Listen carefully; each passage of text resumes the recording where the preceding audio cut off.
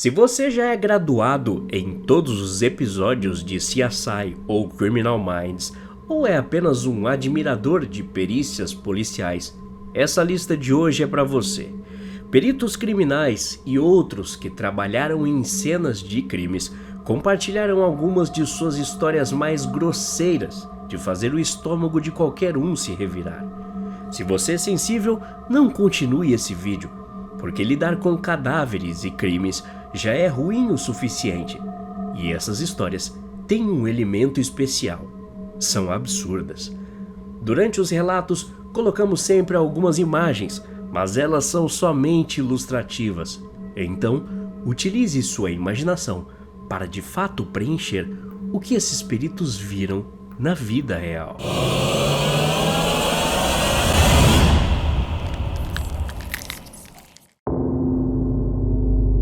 Uma mulher de 27 anos não pagava seu aluguel há 4 meses. O dono da casa então deu-lhe um pouco de induto, porque ele sabia que ela era muito pobre e estava em uma habitação de baixa renda. Entretanto, depois de 4 meses de contato zero, ele chama a polícia para entrar na casa dela e convencê-la a pagar. Os policiais encontraram a porta da frente trancada e usaram a chave mestra do proprietário para entrar. Depois de uma pequena vasculha, encontraram a mulher morta no chuveiro. Ela estava lá como se tivesse caído contra a parede e escorregado.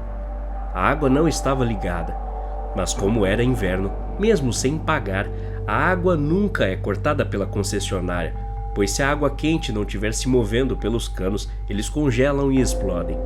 O fato do chuveiro estar desligado significa que ela nunca o ligou ou alguém desligou. O corpo então foi levado para o necrotério e autopsiado a pedido da família. Isso porque nenhum motivo óbvio para aquela morte pôde ser encontrado. Até onde o exame concluiu, ela morreu de uma onda de adrenalina que fez seu coração parar. O famoso morreu de susto, o que sim pode realmente acontecer em alguns raros casos, principalmente envolvendo usos de drogas.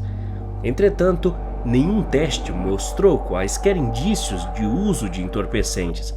Nenhum ilícito foi encontrado no apartamento e nem havia qualquer sinal de alguém ter entrado ou saído antes da polícia chegar. Por algum motivo, aquela mulher, antes de tomar seu banho, se assustou muito com alguma coisa e seu coração simplesmente parou.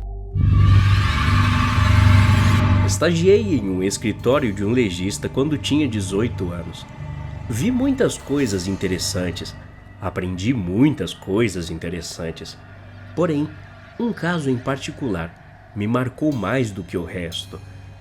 Cheguei lá no escritório uma certa manhã e desci ao porão, onde os corpos eram colocados para rondas todas as manhãs.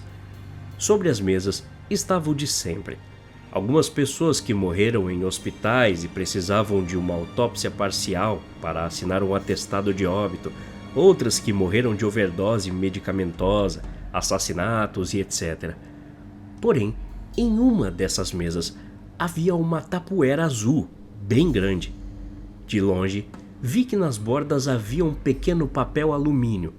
No topo, 2 dedos de pé estavam saindo para fora. Depois que vi realmente de perto aquele recipiente, quase vomitei. Acontece que uma família viu um pequeno incêndio na mata do lado de fora de sua casa, chamou o corpo de bombeiros e depois deles apagarem as chamas, encontraram uma lixeira.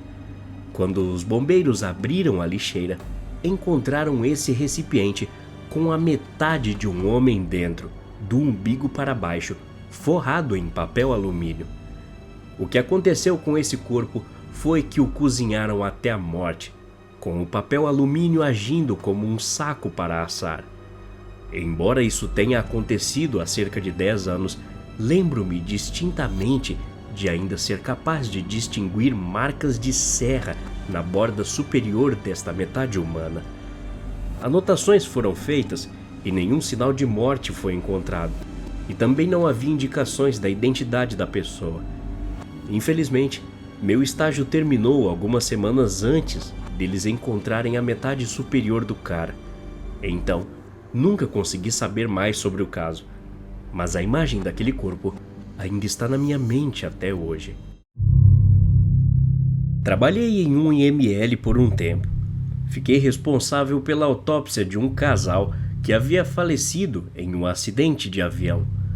Quando a autópsia começou, ainda dentro dos sacos, os corpos cheiravam um pouco queimado, sem falar que os cadáveres não estavam em sua típica posição morto-deitado. Eles estavam meio que presos em uma posição fetal. Abri os sacos e vi marcas estranhas na cabeça de cada um deles. Descobri que aquelas marcas eram por causa de um fenômeno raro que particularmente eu nunca tinha visto no IML. Devido a altas temperaturas, o cérebro se expande e precisa de um lugar para ir. Em algum momento, ele meio que sai do crânio.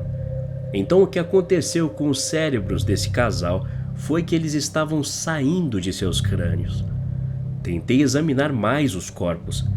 Percebi uma aliança de casamento na passageira e tentei meu melhor para removê-la. O dedo então saiu inteiro com a aliança. Passei 10 minutos tentando limpar o que só posso imaginar ser gordura humana e carne queimada do anel para que pudéssemos embalá-lo e eventualmente devolvê-lo à família.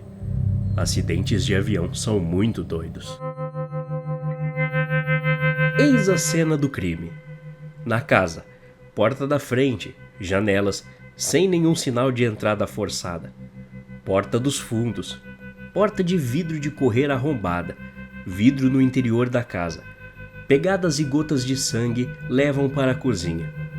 Lá, um homem mais velho numa enorme poça de sangue, orelha destruída, mãos e braços com cortes.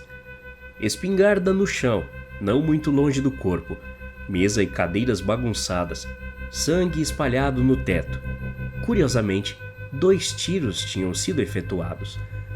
A família tinha certeza de que a casa havia sido arrombada e o homem foi atacado e morto por alguém que pegou sua espingarda. Depois que a toxicologia e a forense foram feitas, foi determinado o seguinte: o homem estava deprimido e bebia muito. Na noite em que morreu, ele ficou muito bêbado em um bar. Chegou em casa tão alterado que não conseguia abrir a porta da frente. Então deu a volta e quebrou o vidro da porta de correr. Foi para o quarto, carregou a espingarda, foi à cozinha para tirar a própria vida. Seu primeiro tiro foi de pé, apontando a arma para sua cabeça. A espingarda deu um coice tão forte e ele não estava segurando direito que ela disparou perto de sua cabeça e acertou somente a parede. Ele tropeça e cai como resultado, bagunçando a cozinha. Ele volta a ficar de joelhos, engatilha a arma para carregar outro cartucho, coloca a coronha da arma no chão e o cano sob o queixo. Quando a arma dispara, o coice faz com que novamente a arma se mova, só que dessa vez sai de seu queixo e ao invés de explodir sua cabeça inteira, o cano se move um pouco e acerta sua orelha. O homem não morre de imediato. Ele cai no chão e morre horas depois, por perda de sangue.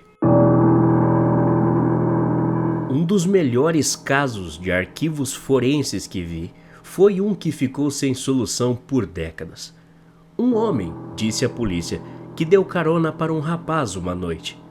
Depois de um desentendimento, os dois brigaram e o homem o jogou para fora de seu carro, a mais ou menos 3 quilômetros da casa de sua mãe, em uma rodovia movimentada. O homem mais tarde voltou para a casa de sua mãe e encontrou o rapaz lá. Então, ele saiu para chamar a polícia de um telefone público. Naquela época, não haviam celulares. A polícia, por fim, encontrou sua mãe morta na cama. O homem era beneficiário de uma enorme apólice de seguro de vida e foi considerado o principal suspeito. Os policiais e detetives não acreditaram na história do homem, que era muito suspeita. Mas havia sangue no local e uma impressão de palma na escada que não era do homem nem da mãe. Depois de algumas investigações, a vizinhança confirmou que havia um rapaz que se encaixava na descrição procurando carona pela região. Ainda assim, as autoridades apenas presumiram que o homem havia pago um assassino para matá-la. 15 anos depois, o DNA foi confirmado como sendo do rapaz que pedia carona. Depois de trazê-lo e interrogá-lo, o assassino não fazia ideia de que havia matado a mãe do homem que lhe deu carona. Ele simplesmente andava por esse bairro procurando uma casa que parecia vazia, e o da mãe do cara era a única sem as luzes acesas. Foi bizarra a coincidência. Até a próxima. Obrigado.